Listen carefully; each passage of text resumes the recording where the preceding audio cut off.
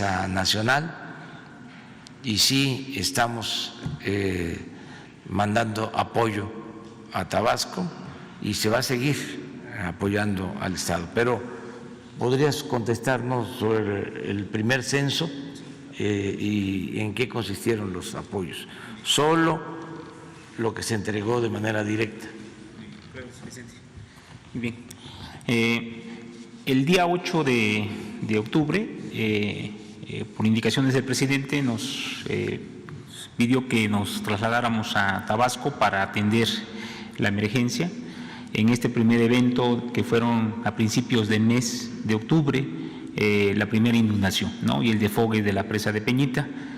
Hicimos en coordinación con el gobierno del Estado, ¿no?, las colonias, las comunidades, los municipios que fueron impactados por estos dos fenómenos, y empezamos un censo. Se censaron 38.160 viviendas que fueron afectadas, de las cuales consistía en entregarles un apoyo para compra de enseres, ¿no? Esa fue la indicación del presidente, fue un apoyo de 10,000 pesos que se le entregó por vivienda a 38.160 familias. Entonces cerramos ahí, nos quedan por entregar de esa, ya no, como se vino el siguiente fenómeno, 400 órdenes de pago que están pendientes de concluir en esta primera etapa, ¿no? No sé si eso responde. Si hay algunas familias que aún no han recibido el apoyo, ¿cuál sería la ruta crítica que usted les recomendaría a todos los afectados? Ahorita ya esa etapa se cerró, ahorita estamos en otra etapa y se está trabajando en un proyecto integral, ¿no?, para atender la problemática que vive la planicie tabasqueña, ¿no?, porque pues es reiterativo lo que acontece, ¿no? Entonces pues es más allá, es más complejo de lo que nosotros suponemos, porque se construyeron viviendas en zonas que no son aptas, ¿no?, entonces que están por debajo del nivel de los ríos, que son en arroyos, que se rellenaron vasos reguladores para construir fraccionamientos y que no hay infraestructura. Entonces la infraestructura, todas las descargas de aguas residuales de manera sin tratar van a los ríos. O sea, ese es un problema también de contaminación muy fuerte para todos los mantos acuíferos en el estado. Y hay colonias irregulares en todos los sectores, en todas las zonas. Hay zonas, colonias que carecen pues de toda la infraestructura, drenaje, agua, pavimentación, energía eléctrica, de manera irregular, que se fueron asentando, y pues eso es lo que se está trabajando. Se está haciendo una propuesta junto con el gobierno del estado, con los gobiernos municipales y desde luego con SEDATU, que ya está en la mesa también desarrollando esto. Pero esta primera etapa de atención, que fueron familias, que tenemos el dato junto con Protección Civil, fueron 20,000 viviendas que fueron afectadas. Nosotros fuimos un poco más allá, fueron 38,000 viviendas que se atendieron. ¿Es cuánto, presidente? Acerca de lo que escribió Julieta Campos, extraordinaria escritora, en su libro ¿Qué hacemos con los pobres? Y su insistencia en la importancia de la educación, pues nosotros estamos trabajando con esos mismos criterios. Primero, el que sean bien tratados los maestros, maestras y maestros. Ayer hablábamos, y estos son hechos, no palabras, que se han basificado 270,000 maestras y maestros en el tiempo que llevamos. Eso nunca se había hecho. Esto significa que ya tienen su plaza, que tienen seguridad, que tienen garantías, que tienen prestaciones. Entonces, lo primero es eso, buen trato a las maestras, a los maestros, regresar a la época en que se respetaba y se le daba su sitio a las maestras, a los maestros. En el periodo neoliberal se empeñaron las autoridades en menospreciar la labor magisterial, al grado de que hubo toda una campaña de desprestigio. O sea, se utilizó dinero del presupuesto para desprestigiar a los maestros con el propósito de imponer la mal llamada reforma educativa. Bueno, se encarceló a maestros, dirigentes magisteriales, con la acusación falsa de lavado de dinero. Se cometieron muchas injusticias. Entonces, lo primero es el respeto, la dignidad de nuestras maestras, de nuestros maestros. Lo segundo es mejorar la situación de los planteles educativos que siguen estando, porque no hemos podido concluir, en el abandono, en muy mal estado las escuelas. Para eso decidimos entregar de manera directa apoyos a las escuelas, entregarles el presupuesto del mantenimiento de las escuelas a las sociedades de madres y de padres de familia. Ya llevamos 50,000 escuelas, sobre todo en las zonas más pobres, que ya les llegó su presupuesto. Ya no es de que el presupuesto lo maneja la Secretaría de Educación Pública a nivel federal o se le entrega a la Secretaría de Educación Pública del Estado o al municipio, porque no llegaba el apoyo a la escuela. Ahora es directo, ahora es de la tesorería de la Federación a la sociedad de padres de familia. Y se están formando los comités para el manejo de estos fondos, ya en estas 50,000 escuelas, y la mayoría de los tesoreros son mujeres, porque la mujer es más honrada y se cuida el dinero porque es lo que se utiliza para mejorar la escuela donde estudian los hijos. Entonces, eso se está llevando a cabo. Lo tercero es mejorar los contenidos educativos, que no falten los libros de texto y que mejoren los contenidos de acuerdo a la nueva realidad. Por ejemplo, ahora que se necesita de más orientación nutricional, más medicina preventiva, vida sana, ¿sí? Ya todos esos contenidos ya están contemplados para los libros de texto. Lo mismo materias que habían desaparecido como el civismo, la ética, todo lo que hicieron a un lado durante el periodo neoliberal se está de nuevo incorporando a los libros de texto, lo que tiene que ver con la formación, la enseñanza, el aprendizaje. Y algo que es muy importante son las becas. El que se entreguen apoyos a estudiantes de familias de escasos recursos económicos.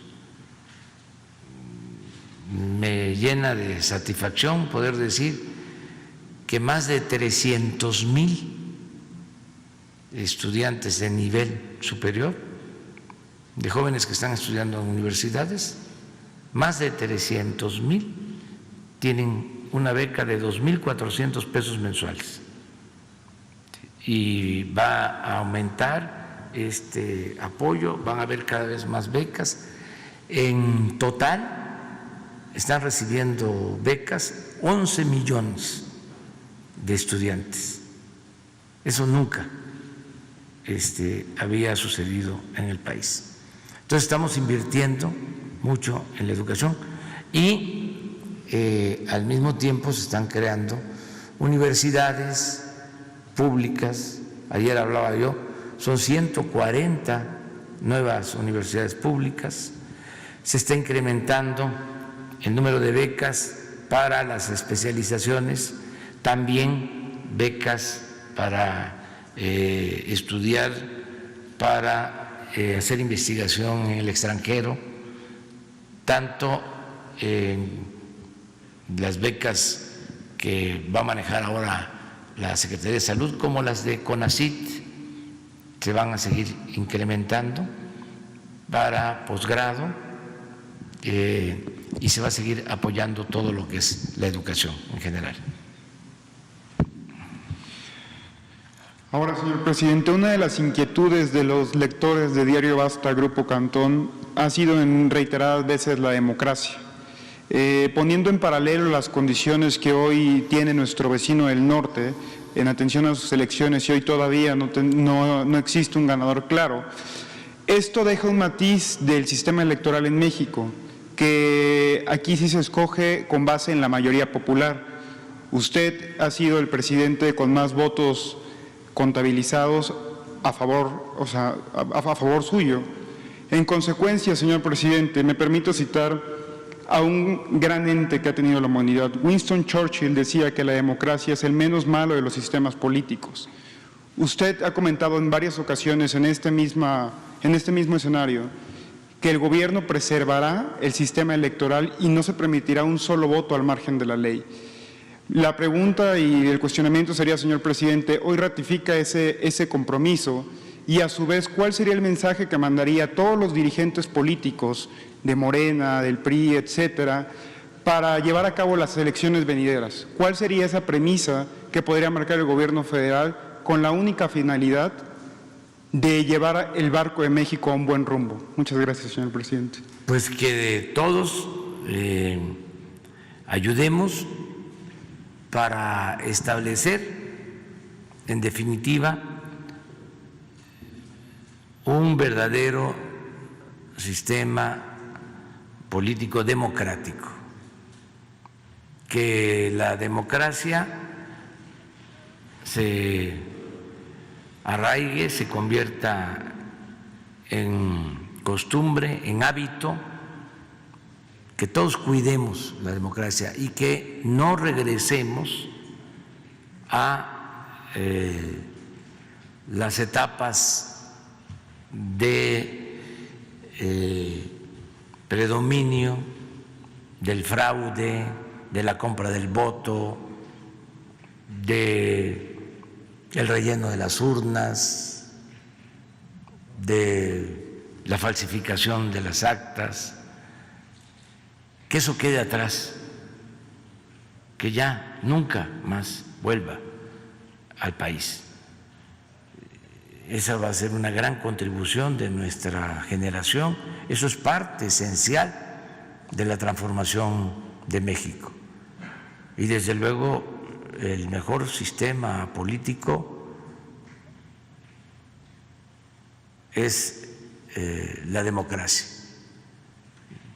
Desde los griegos quedó eso de manifiesto, cuando se hacen los análisis de todos los sistemas políticos, cuando se analiza qué es la monarquía, qué es una oligarquía, qué es la democracia, se llega a la conclusión que es el mejor sistema político. Algunos más críticos, escépticos, hablan de que es el menos malo de los sistemas políticos, pero sin duda muchos de los problemas de México, sobre todo el principal problema, la corrupción, se pudo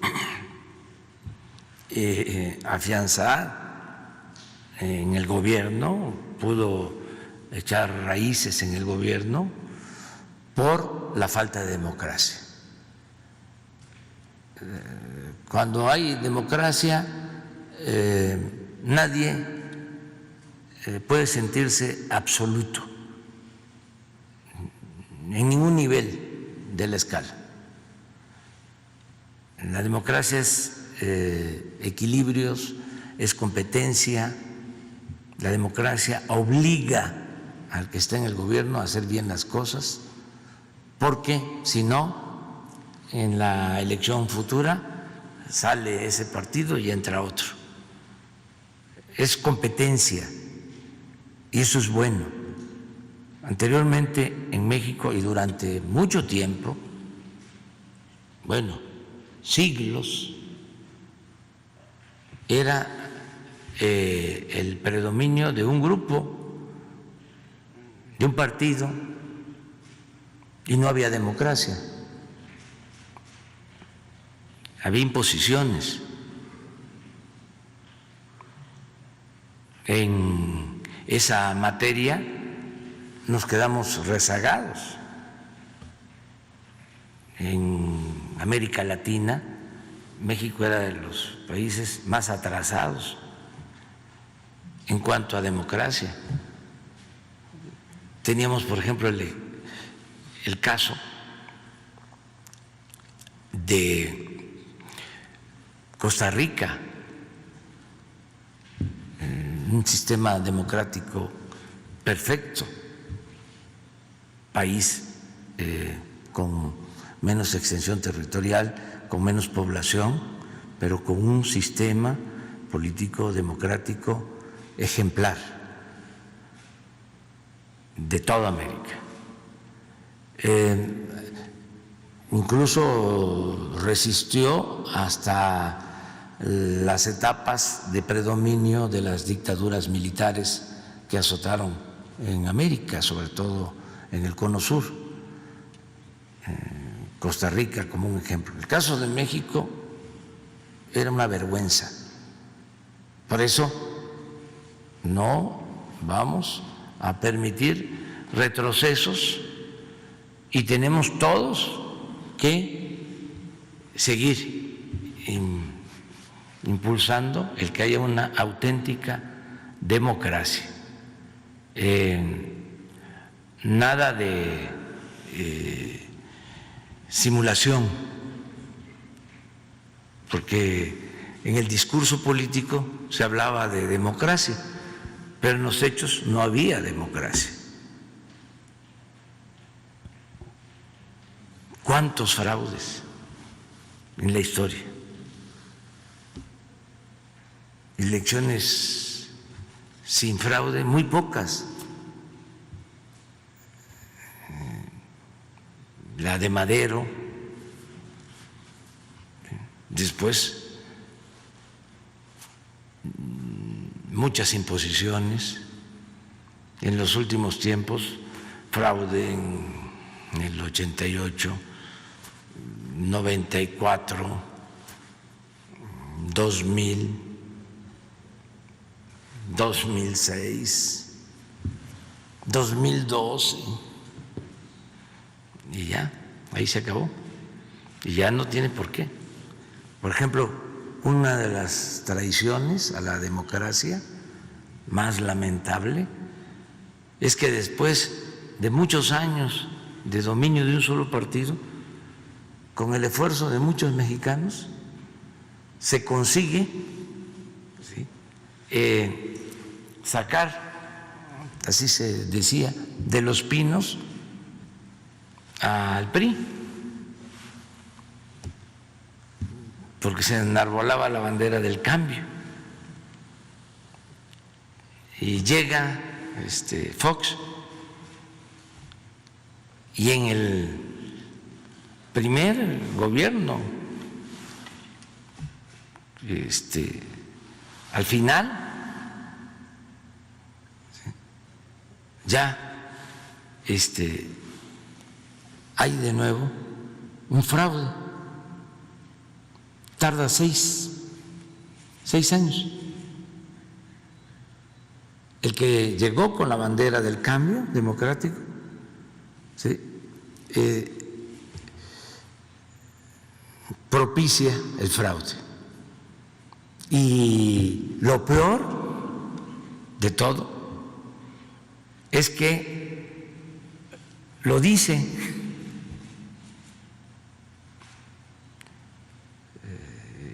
lo confiesa. Dice, claro, que cargué los dados, ni modo que yo iba a permitir que un peligro para México llegara a la presidencia. Pero lo dice. Es lamentable, ¿no? Afortunadamente ya la última elección fue distinta y por eso nosotros no vamos a fallarle al pueblo y tiene que quedar como herencia, como legado, que haya democracia.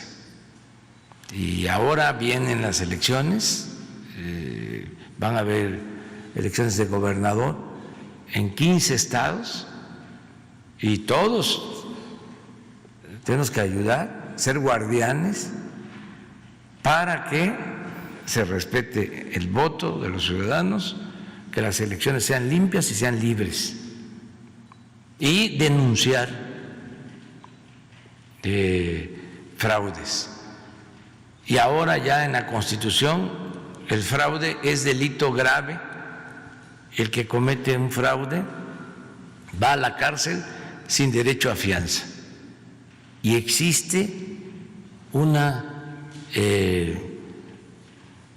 fiscalía electoral con ese propósito, que también la gente debe conocer que existe esa institución donde se pueden presentar todas las quejas y hacer todas las denuncias correspondientes.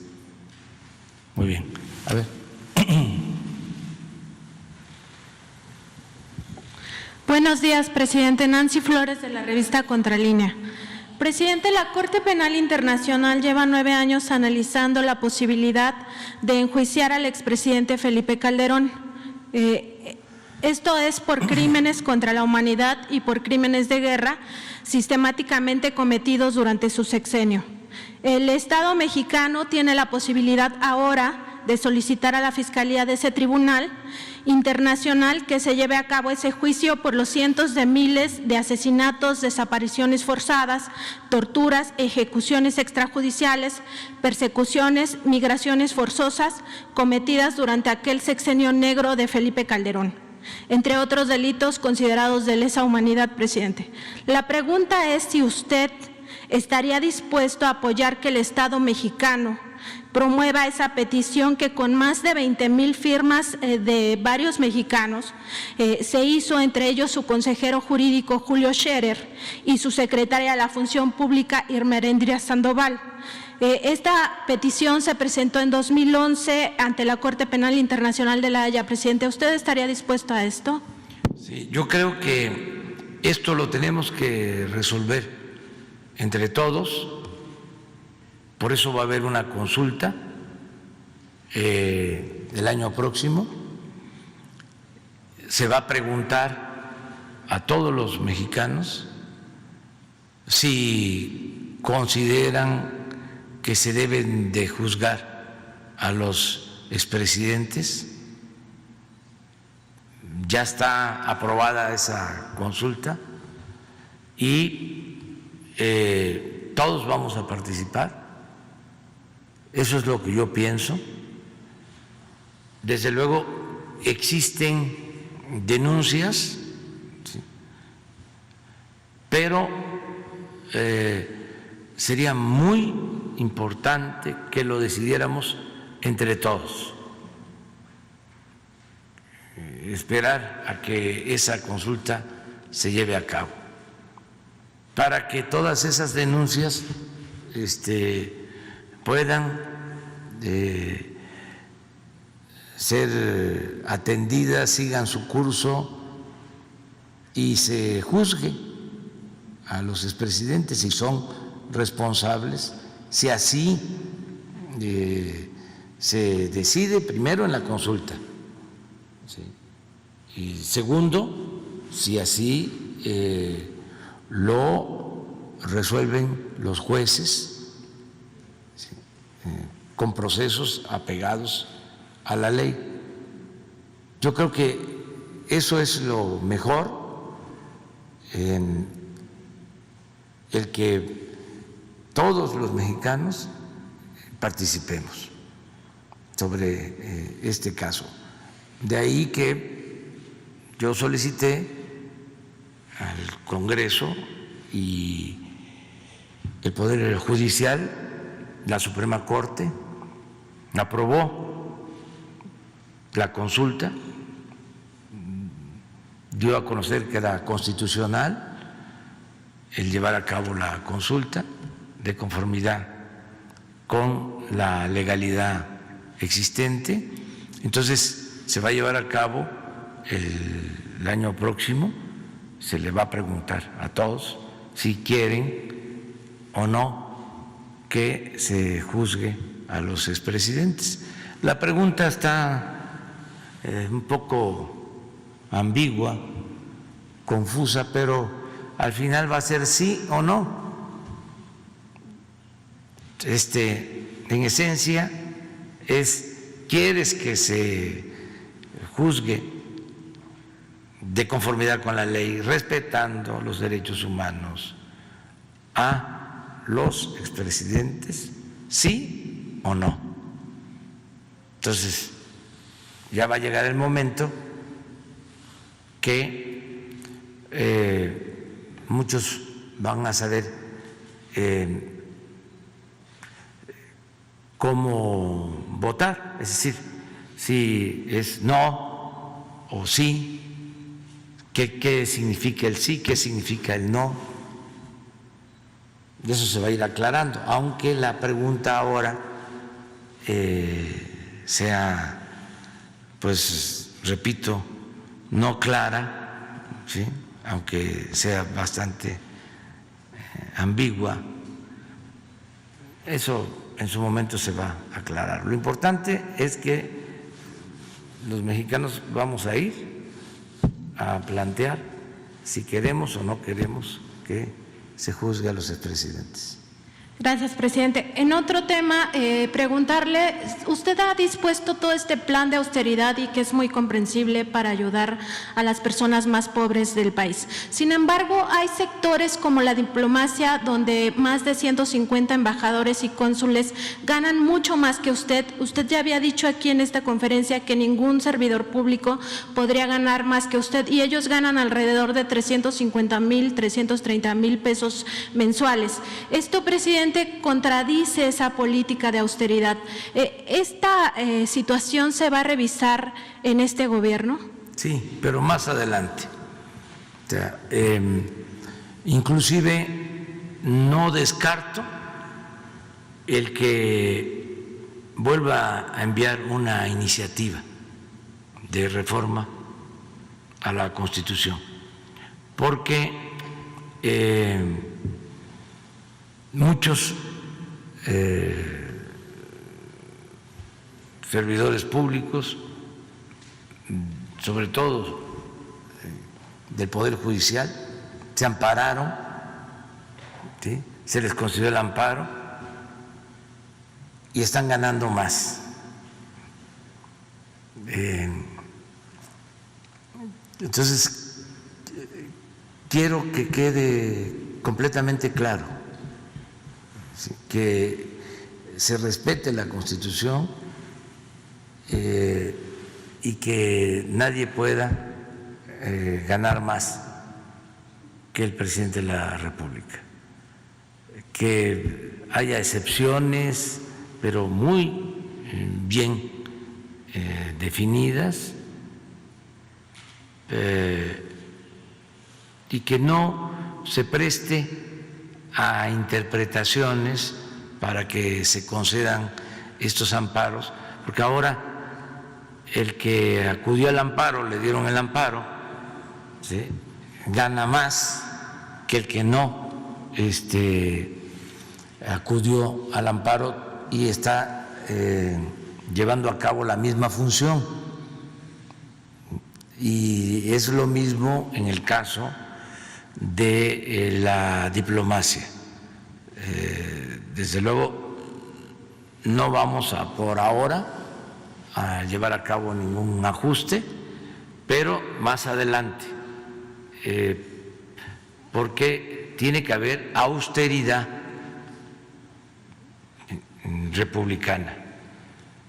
No puede haber gobierno rico con pueblo pobre, y el servidor público tiene que aprender a vivir en la justa medianía, como lo planteaba el presidente Juárez. Y en efecto, hay todavía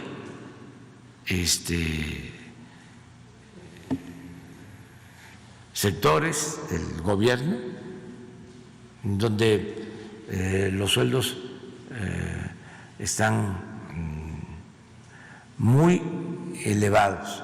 Siempre se debate de que en el sector privado se gana más, lo cual no es cierto, no es del todo cierto. Puede ser que las cúpulas del sector privado, ahí se gane más, pero profesionales del sector privado no ganan más que los funcionarios de alto nivel en el gobierno, o sea, no ganan más que nosotros. Y además son funciones distintas. Esto es servicio público. El que quiera hacer dinero, pues que lo haga en el sector privado, haciendo negocios. Además es totalmente legítimo, pero por eso somos servidores públicos. Morelos decía, siervos de la nación. No es lo mismo, ¿no? Para ser servidor público se requiere una convicción, se requiere una mística, se requiere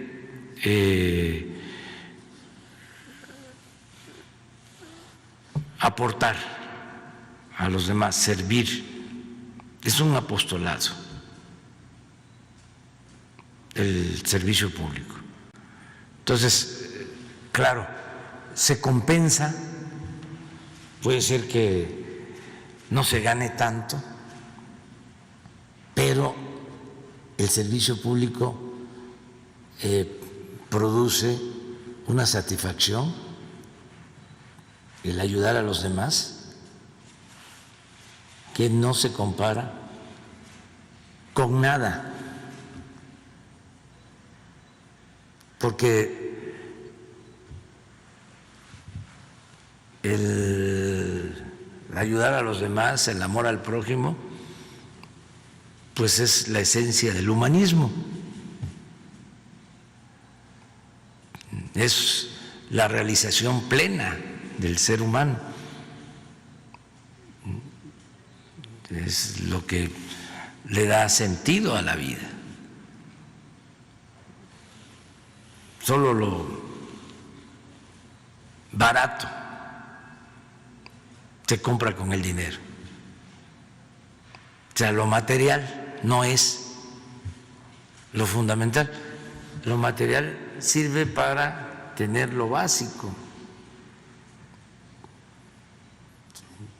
pero los excesos,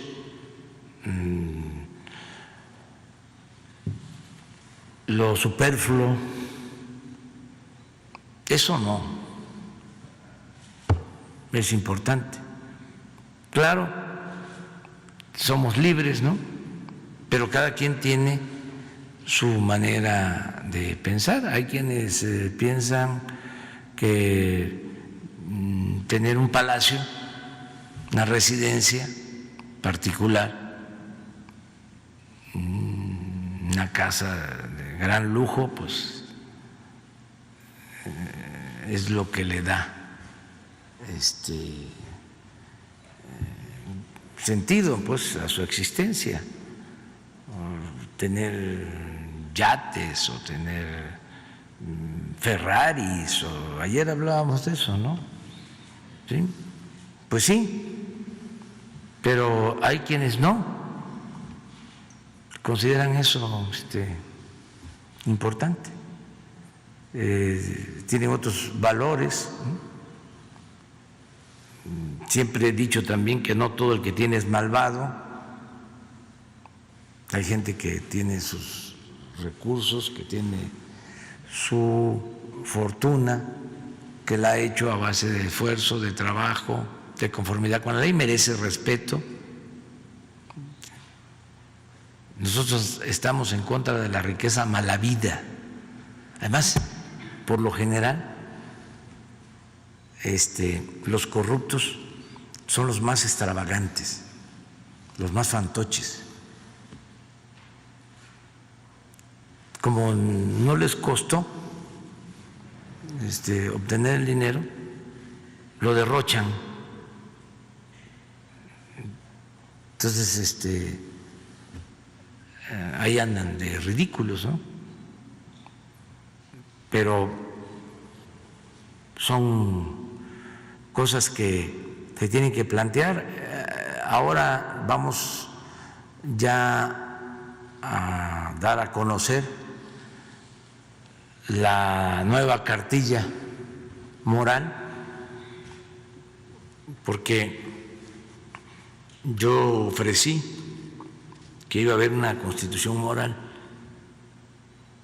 Ha generado esto mucho debate.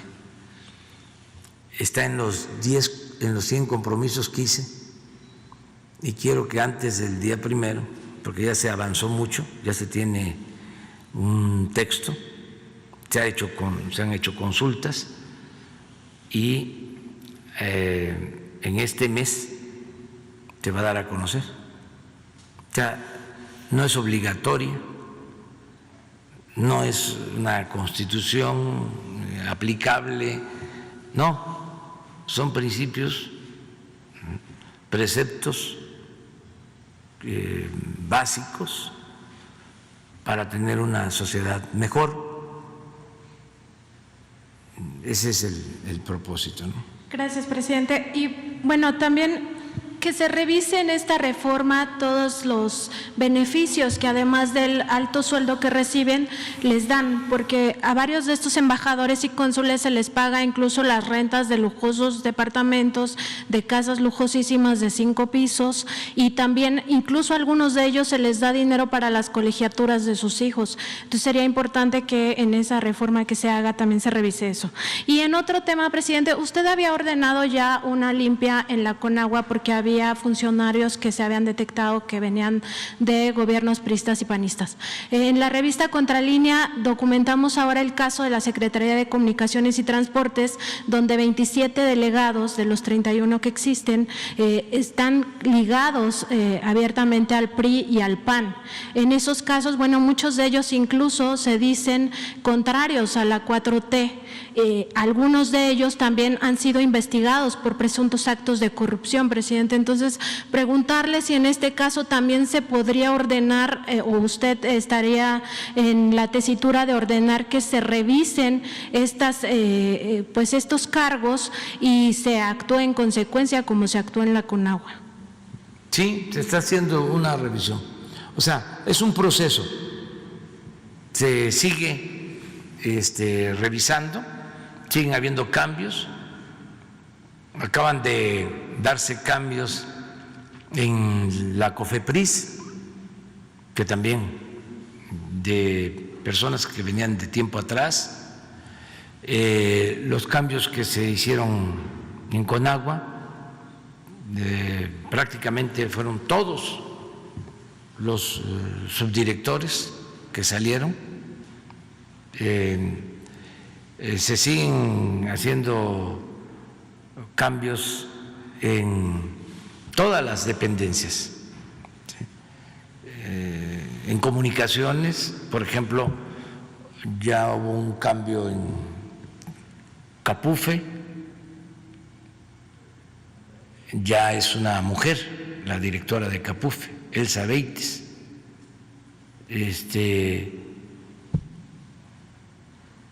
Y así en otras direcciones, en la Secretaría de Comunicaciones, y también ya he escuchado quejas de los representantes de comunicaciones en los estados. No puedo generalizar, ¿sí? Se tiene que ver caso por caso, pero sí se está llevando a cabo una renovación que es necesaria, que es importante en el gobierno. Y luego tú. Buenos días, señor presidente. Alberto Marroquín Espinosa, de Querétaro. JF Informa desde Cancún, frecuencia CAT, y desde mi portal informativo y canal de YouTube es ahoraam.com. Presidente, ahorita tocando el tema de los programas federales, en el caso de los apoyos de los adultos mayores, ya le había comentado el tema del agua en Querétaro, de esa doble tributación, que hay un macromedidor y un medidor. Entonces, parece que se han desquitado con la gente de colonias populares en Querétaro, en este caso. Casi como que usted ya les quitó los programas, pues, los fideicomisos, muchas cosas. Entonces se están desquitando ahora con la gente, cobrando de más el agua. Entonces por eso vuelvo a reiterar este tema del agua, porque yo creo que es importante. En Querétaro, por ejemplo, en el Marqués, que ya le había hablado del municipio del Marqués, hay una colonia que se llama La Pradera, que es una zona muy popular. Y parece que con ellos también se están desquitando de esta forma con el agua, ¿no? O sea, digo, y tengo todos los casos, incluso se le ha pedido a la Conagua que les conteste cuál el volumen asignado de agua que le toca a La Pradera, porque es una empresa privada la que lo está dando. También la Conagua, se presentó una queja a la Conagua desde 2019 y no ha logrado identificar la Conagua la procedencia del agua y tampoco ha intervenido. Y se me hace algo como que pues muy raro, cómo no vas a saber de dónde viene el agua hacia una colonia, ¿no? O sea, y hay otras colonias que ocurre lo mismo, ¿no? Pero aquí lo grave es que ahora que yo me entrevisté con algunas personas que vieron la vez pasada la mañanera, se acercaron conmigo y son muchos adultos mayores también. Entonces, ahora lejos de que un gran beneficio, que es obviamente un programa federal, parece que ahora lo tienen que destinar a pagar su agua, que es muy cara, y Querétaro creo que está en segundo lugar nacional de cobro del agua. Entonces, por eso se me hizo importante volver a reiterar este caso y ojalá que la directora de Conagua nos pudiera explicar, así como explicó lo del caso de Chihuahua, la directora de Conagua, nos explicara realmente cómo está la situación real del agua en el país. Yo sé que usted ha abogado mucho por ese tema, en Querétaro también, incluso hasta el actual senador Gilberto Herrera está abogando mucho por el tema del agua. Entonces yo creo que sería una de las peticiones que… ¿Por qué no hacemos el compromiso de que vaya Ricardo Sheffield, procurador del consumidor? Okay. Sí, va a ir allá, nada más se ponen de acuerdo, ¿sí? Y él va personalmente a hacer una inspección y a ver cómo está lo del cobro del agua. Perfecto. Muchas gracias, presidente. Y en otra pregunta, ¿existió un contubernio entre funcionarios de Pemex o al menos del recién cesado Alejandro Cabrera Fernández por la denuncia que hizo aquí Vicente Serrano? Ya que dicho exfuncionario se encontraba, ya ve que se encontraba en un restaurante con el ex líder Romero de Champs y algunos dirigentes del sindicato, ¿no? Este funcionario bloqueó a los trabajadores, bloqueó sus derechos de algunos trabajadores, de muchos, ¿no? En vías de las siguientes elecciones que están próximas ahí en el sindicato de Pemex, y vimos cómo acordaba a veces estos personajes que ya se dio de baja este funcionario, pero le voy a citar como ejemplo dos casos, ¿no? de Pemex: Octavio Betancourt, quien fue jubilado forzosamente, y Sergio Carlos Morales Quintana, quien también sufrió este despido injustificado por no estar de acuerdo con los ideales del ex líder. Y obviamente pues esto fue por conducto de ese señor Alejandro Cabrera, ya hoy cesado, ¿no? El señor presidente, aquí nos podría informar el director de Pemex, Octavio Oropesa, si con el cese del funcionario, las medidas que se tomarán para hacer justicia, se van a tomar medidas para hacer justicia laboral hacia todos estos trabajadores que han sido víctimas de esta corrupción. A ver si nos pudiera explicar el director de Pemex al respecto. Le vamos a pedir un día que esté aquí, que además nos informe de cómo va Pemex. Ya tiene tiempo que no viene. Que vengan los tres, porque es importante. La secretaria de Energía, Rocío Nale, Manuel Bartlett de la Comisión Federal de Electricidad y Octavio Romero de Pemex, y que informe sobre estas empresas públicas en general.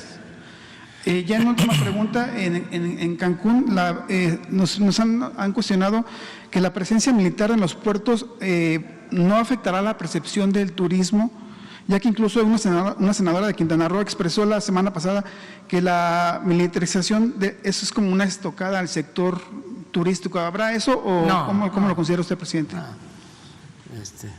Es libre la senadora, ¿no?, de manifestarse, pero sí es un exceso eso. Al contrario, sí, esto es seguridad, es protección para mexicanos y para turistas extranjeros. Se garantiza que haya más seguridad en todos los puertos, sin duda. Y no es el propósito, ¿no?, militarizar. Estamos garantizando la paz, la tranquilidad, la seguridad, ¿sí?, respetando los derechos humanos, y la Marina está actuando con rectitud y se están cumpliendo todos los protocolos de protección a los derechos humanos. Entonces, es para bien, no para mal. Lo hicimos para que precisamente haya más seguridad en los puertos y la gente pueda disfrutar más de los centros turísticos donde hay puertos. Okay. Muchas gracias, señor presidente. Yo me tengo que ir porque si no ya no llego. Voy a… Por favor, sí, por favor. ¿Hace un mes? Sí. No. Yo no me voy a quejar de que no me le den un mes. Yo ya me voy a Hermosillo y tengo un par de cosas que preguntarle. Señor presidente, Una buena semana en lo económico, se van acumulando los buenos datos. Al día de hoy tenemos, 35 centavos de devaluación de nuestra moneda respecto al 1 de diciembre de 2018. Parece un gran logro, la fortaleza que tiene nuestra economía. Perdón, omití presentarme. Demián Duarte, Canal Sonora Power, Pasión por los Negocios, Política y Rock and Roll Radio, Lobos FM de Hermosillo. Este asunto, ha marcado mucho la fortaleza que tiene nuestra economía en particular, y esto se acumula la aprobación anoche ya de lo que tiene que ver con la miscelánea fiscal, la ley de ingresos, lo que garantiza ingresos para el próximo año de 6.295.000 millones de pesos, lo cual evidentemente es un factor de certidumbre. Señor presidente, la pregunta en específico sobre el particular es, ¿qué clase de expectativa nos plantea esto como país ante, usted lo mencionaba ayer, estamos saliendo adelante, la cuarta transformación va a pesar de la pandemia, a pesar de las resistencias, a pesar de la crisis económica autoinducida. Se ha visto en los criterios generales de política económica para el año que viene que el piso de crecimiento sería del 4%. Saber sus expectativas, ya que tenemos todo esto, al parecer ya configurado, ¿no? Sí, vamos muy bien, nos estamos recuperando en lo económico, se está cumpliendo el pronóstico, sigue llegando la inversión extranjera. Hoy viene un informe del INEGI de aumento en la inversión extranjera, es al mes de agosto su reporte, y hay un aumento del 5% con relación a julio, y ha venido aumentando. Vamos saliendo de el hoyo en que caímos, sobre todo abril, mayo, junio, fueron meses muy difíciles, estamos ya emergiendo, va saliendo a flote la economía, sobre todo en empleo, ¿sí? Se están recuperando ya los puestos de trabajo, siguen aumentando las remesas. Eso es un gran apoyo, es una bendición, y eso nos sacó también a flote. Ese fue un factor importantísimo.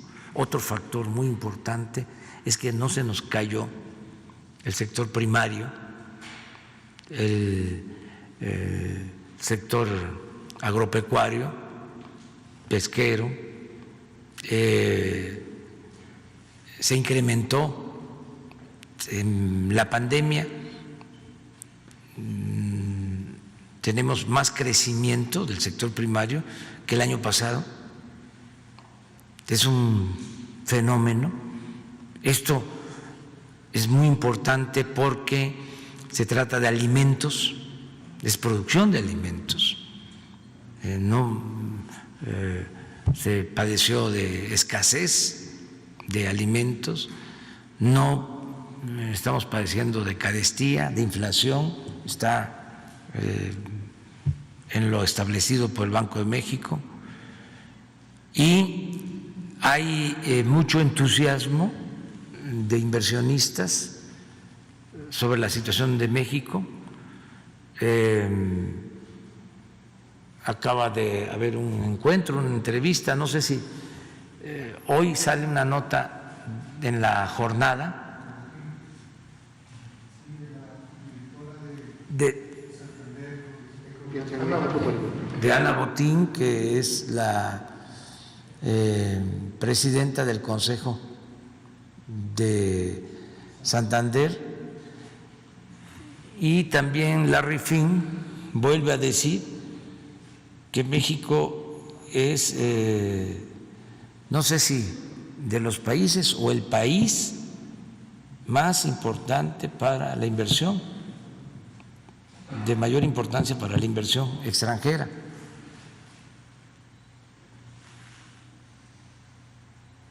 Sí, México, el país más atractivo de América Latina para invertir, Ana Botín, pero no sé si está ahí, no alcanzo a ver. Aquí está.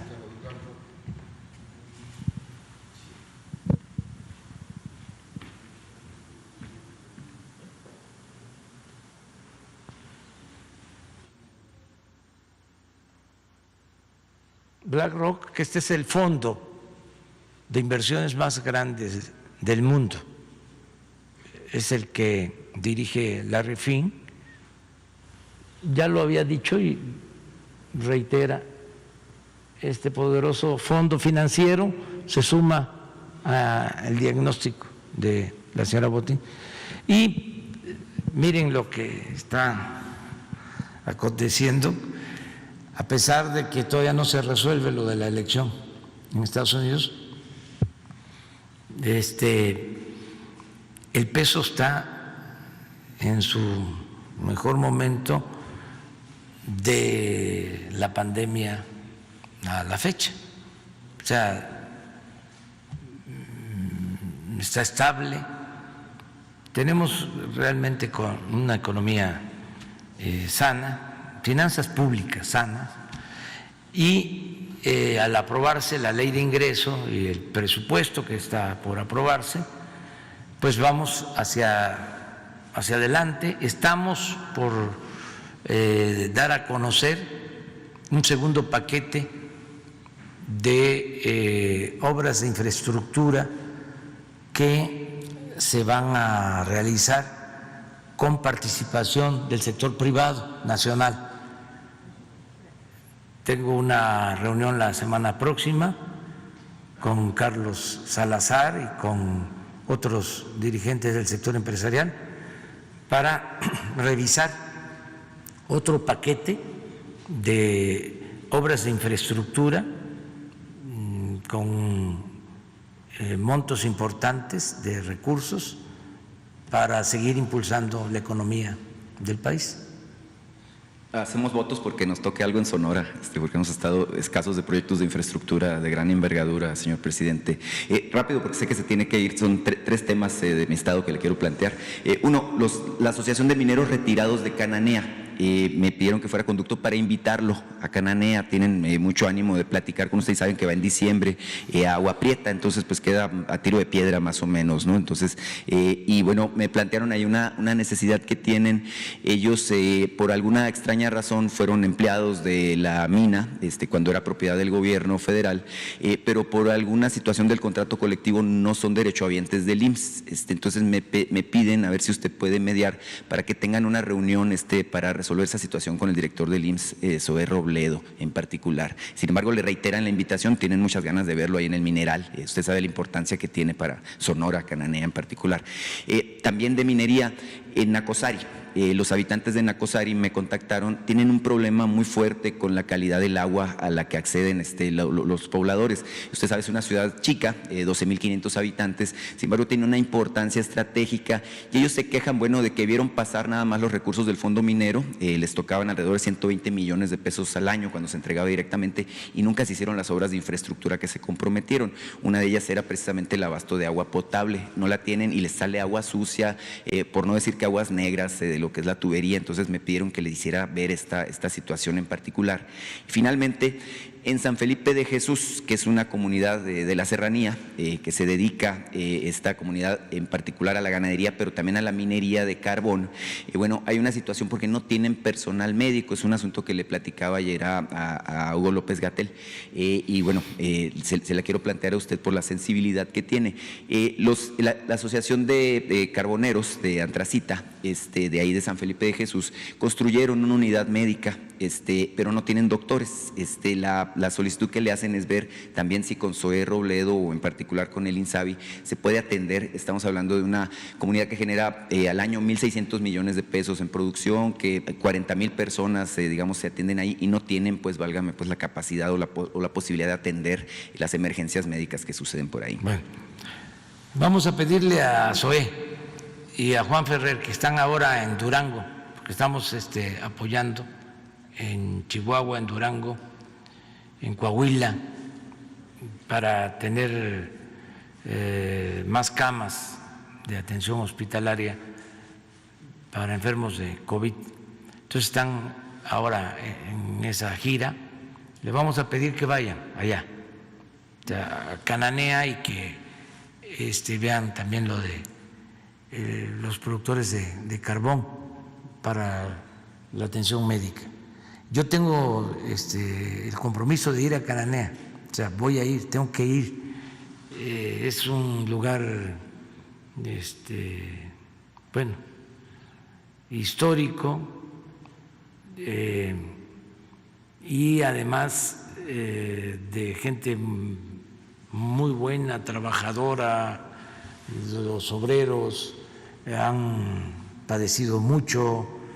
Tengo yo el recuerdo de que en nuestro movimiento, cuando comenzamos, que estaba más difícil todo para nosotros, de Cananea recibimos mucho apoyo.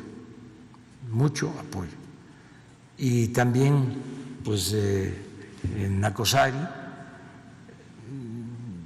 lo mismo. ¿Sí? Si puedo, ahora que voy en diciembre, visito los dos municipios. Los he visitado muchas veces. Me he quedado a dormir en Cananea, me he quedado a dormir en Nacozari. Y sí tengo interés en estar allá. Voy a procurar, si vamos a Bavispe, como hicimos el compromiso, de pasar a Cananea y si me alcanza el tiempo, también a Nacozari. Sí, están cerca, sí, los dos. Y que antes vaya a Cananea Zoe con el Ferrer y a Sonora para que atiendan, ¿no?, tu planteamiento. Me tengo que ir.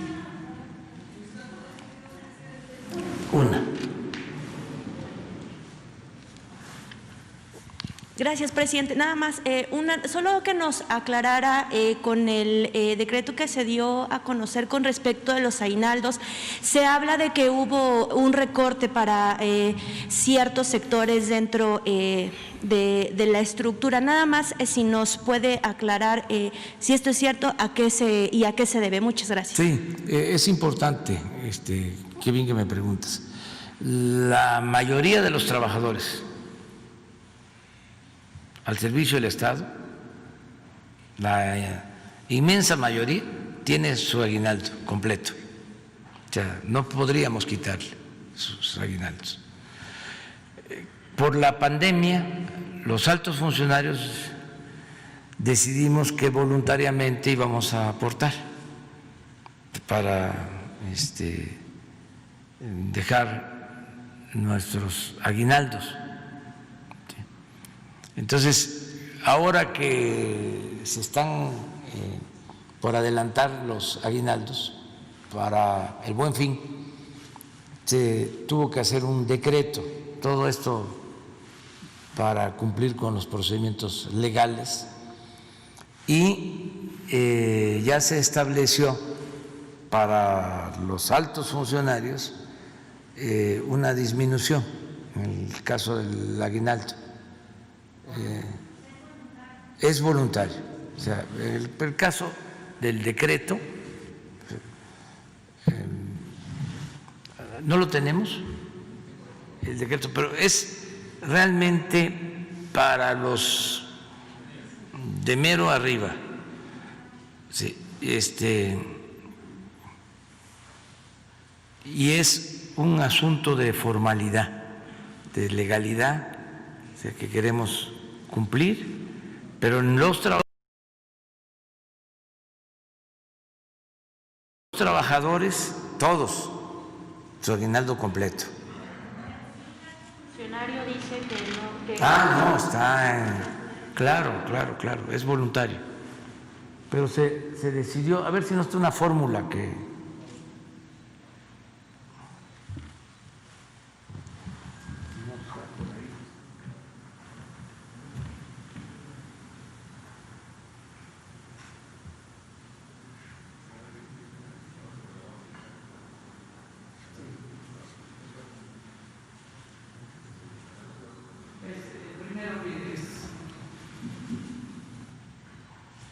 completo. Servidores públicos, Artículo 4, fracción primera de este decreto. Es para todos.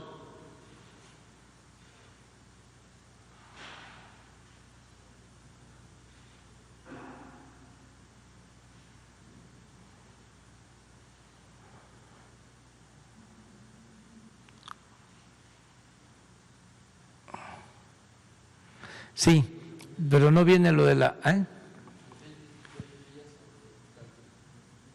Sí, a los de más alto rango le toca menos, sí. Empezando por el presidente. Por eso quería ver la fórmula, porque, ¿mande? No viene, es una fórmula, solo el presidente no va a tener aguinaldo. Decía, para que, y los altos funcionarios van a disminuir su monto, ¿sí? Pero es hasta altos funcionarios, todos los demás completo el aguinaldo. No entran. Porque dice jefes de departamento, director, subdirector, adjuntos, enlaces, director general, subsecretario, secretario y presidente. Sí, de ahí para arriba, pero va bajando, el presidente 0, luego 20 días para, creo, los secretarios. Mañana hoy mismo la fórmula, pero son muy poquitos realmente los que no van a, todos van a recibir, todos los servidores públicos. Pero los altos funcionarios van a recibir menos, voluntariamente, si ellos desean aportar. Y el caso del presidente es el único que no va a recibir aguinaldo. ¿Cómo? ¿Cuánto se va a ahorrar para la pandemia? Vamos a informar también, ya es bastante lo que se tiene ahorrado por la disminución de sueldos y de aportaciones voluntarias de los funcionarios. Yo creo que la semana próxima hacemos un informe completo, pero porque hoy, que bien que me preguntaste si leí algo de que no va a haber aguinaldos sí va a haber aguinaldos, o sea, sí va a haber aguinaldo para todos, solo los de mero arriba van a recibir menos aguinaldo, pero sí van a tener menos días, pues, y es voluntario además. Y esto tiene que ver con el fondo que se está reuniendo para lo del COVID. Muy bien, muchas gracias. A ver. ¿Tú? ¿Sí?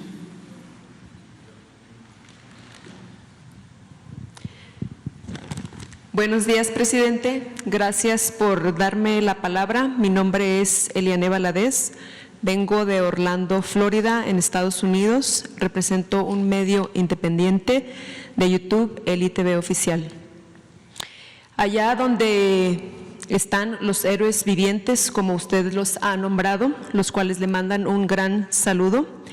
Ellos viven y trabajan y envían sus remesas para sus familias. Presidente, la cuarta transformación está llegando a los consulados en Estados Unidos como un elefante reumático, pero está llegando.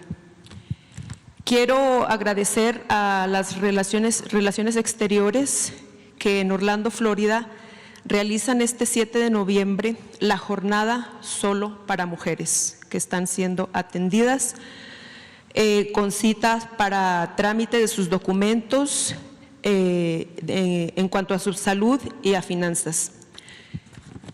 También estamos teniendo en los consulados del 4 al 18 de noviembre lo que es la Semana Nacional de educación financiera, lo cual es muy importante para los héroes vivientes. Más sin embargo, hay aún todavía quejas en general en los consulados acerca del servicio no muy cordial para los connacionales. Estando ya en pleno siglo XXI, presidente, y con la tecnología, a los connacionales cuando van al consulado es muy importante tener la oportunidad de poder pagar con sus tarjetas de débito o con sus tarjetas de banco, ya que solamente se pide efectivo en la mayoría de los casos y a veces van nuestros ancianos mayores y personas con discapacidad. Nos gustaría saber si se puede implementar alguna forma que sea más fácil de pago a través de una tarjeta de débito o de crédito, para que cuando lleguen a la embajada no tengan ese problema de poder hacer sus pagos fáciles. También se están obteniendo las credenciales para votar, la cual por primera vez obtuve mi credencial en el consulado de Orlando. Sin embargo, el proceso suele ser largo y un poquito tedioso. Quisiéramos saber también si hay posibilidad de que se agilice el que obtengamos nuestras credenciales para votar, ya que los héroes vivientes en Estados Unidos se están interesando mucho por la política acá en México y quieren participar. ¿Qué podría decirnos al respecto, presidente? Y muchas gracias por darme la palabra. Sí, que eres bienvenida y felicidades por lo que están haciendo. Gracias. En Orlando con nuestros paisanos, y te propongo que platiquen ahora con Jesús Ramírez para que tus aportaciones, tu solicitud de más apoyo, de mejor atención en los consulados,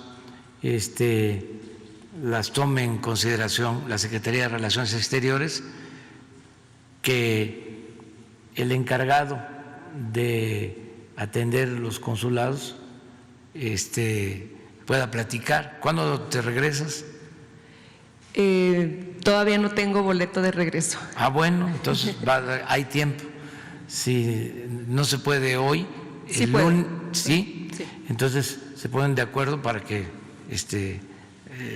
le expreses, ¿no?, todos estos testimonios y toda tu experiencia y todo lo que están haciendo. Sí. Y muchas gracias y un saludo a todos los paisanos. Muchísimas gracias, presidente. Sí, no, para que no haya malas interpretaciones, no podemos pronunciarnos, no debemos hablar acerca de las elecciones en Estados Unidos, porque todavía no es un proceso concluido y tenemos que actuar con mucha prudencia. Entonces, para que también se entienda el por qué no tocamos ese tema hasta que las autoridades de Estados Unidos resuelvan, se decida. Hasta entonces vamos a pronunciarnos. Bueno, muchas gracias.